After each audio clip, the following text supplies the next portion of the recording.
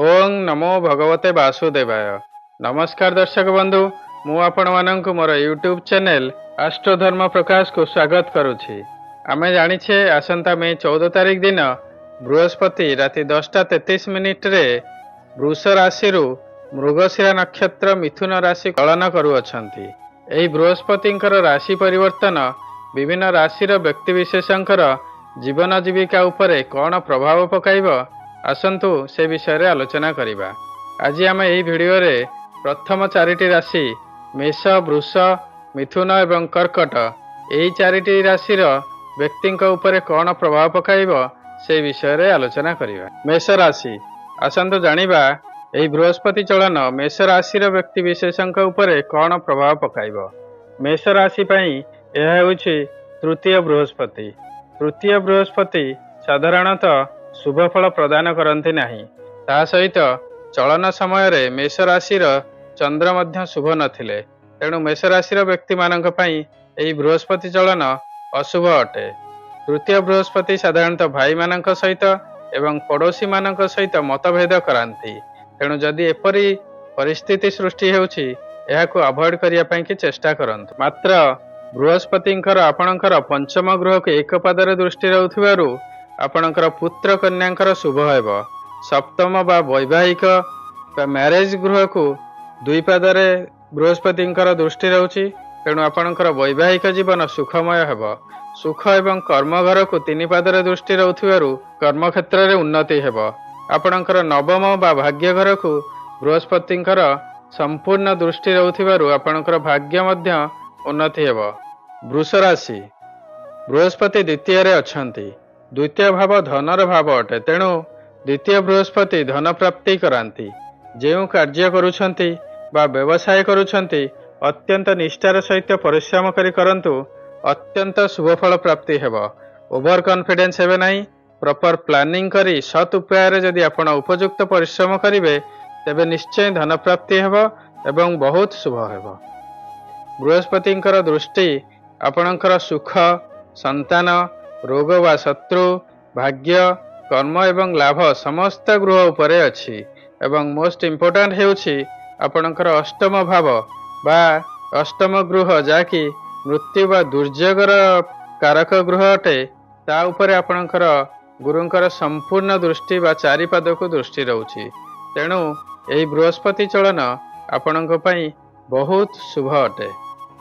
मिथुन राशि मिथुन राशि रे बृहस्पति गोचर करुछंती।